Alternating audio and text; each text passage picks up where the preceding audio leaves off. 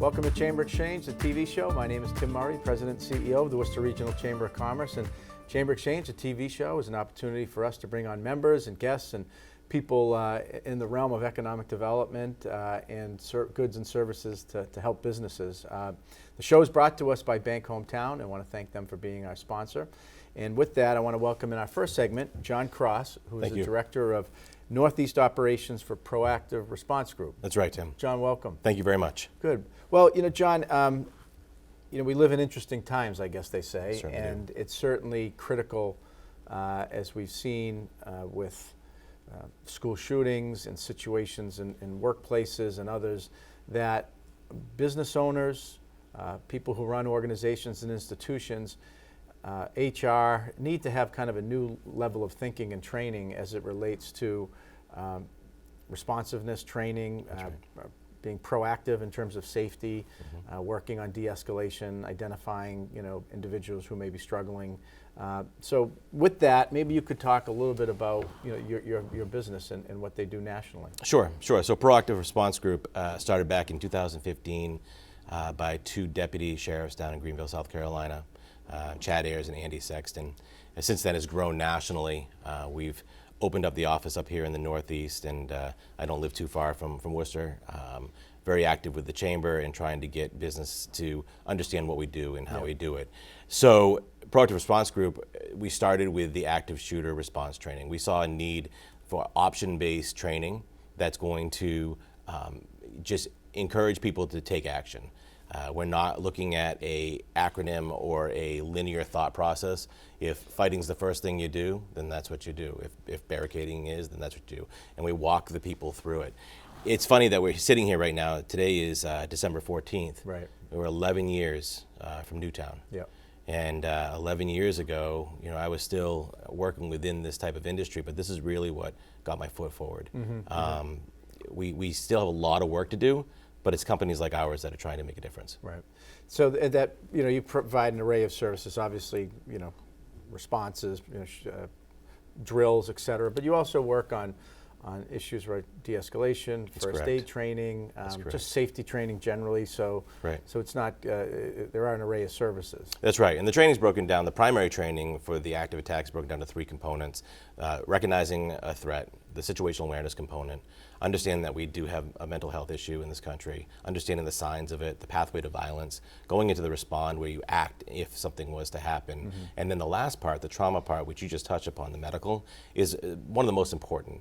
Over 50% of the people that died in an active attack could have been saved if there was someone there that understood how to stop bleeding. And that's what we work on in that part. Yeah.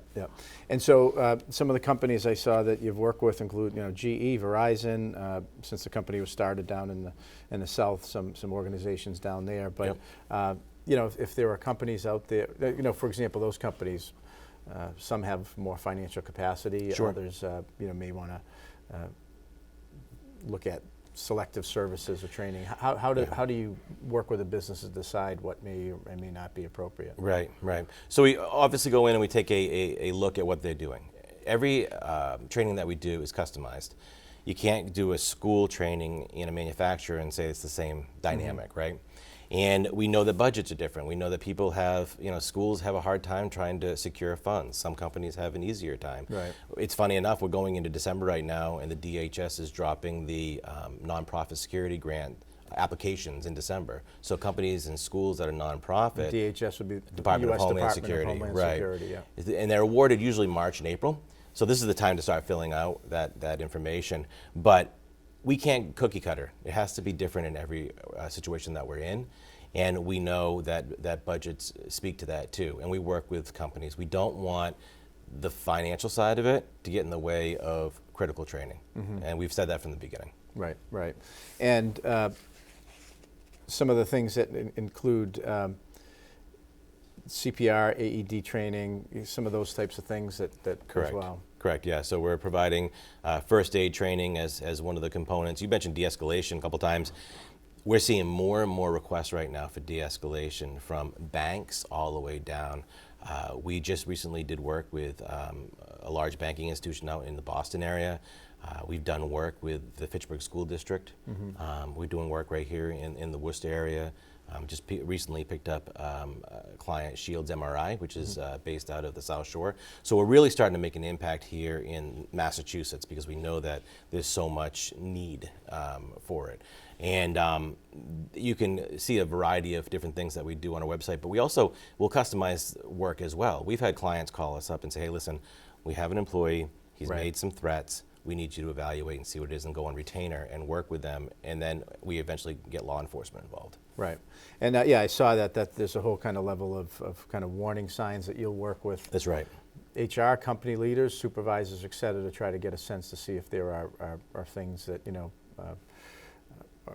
signal that somebody may be kind of spiraling or having some issues. Right. We call it the pathway to violence. There are different signs and red flags that come up with people that have been missed, or people just don't know how to pick them up. Social ways that people are pulling away from their social circles. The work performance has gone down. They look at it, oh, that's just, Bill's just having a bad day. Right. But Bill might be having a lot more than just a bad day, right? Right. And then we see posts online where we start seeing infatuations with past active attacks or different radical groups that they're interested in. As we're picking that up, our HR professionals, people that are driving at the front end, they're the ones that should be seeing that and saying, hey, we need to have a conversation. And it's hard, right? Right. It's hard to have that conversation with somebody. You're bringing somebody in that you suspect there might be an issue.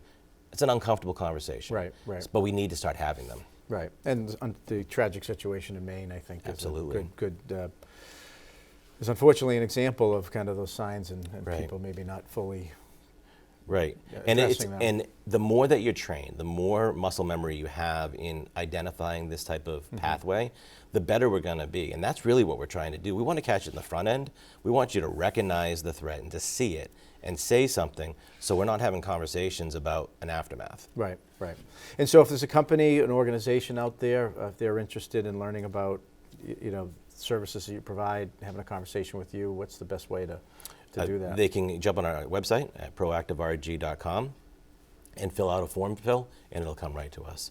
So proactiverg.com, and then the follow-up, depending on, assume they're Northeast, that follow-up would be with you and kind of start that initial conversation. Right, yeah, I'll make a phone call and we'll set up a time to do a consult and find out what the needs are for that organization. Right.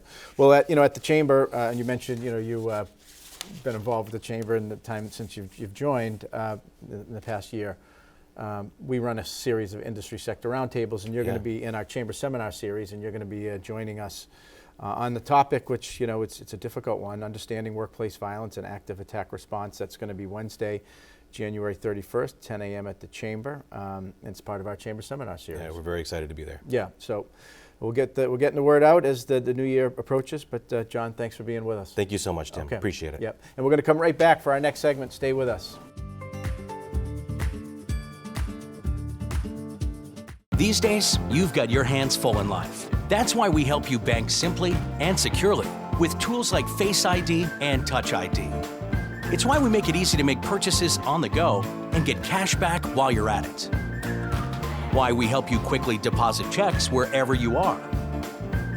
And it's why we lend a hand with sending and receiving money right from your phone. So even when you're on the move, you can manage your finances. Bank Hometown. Unlock your potential.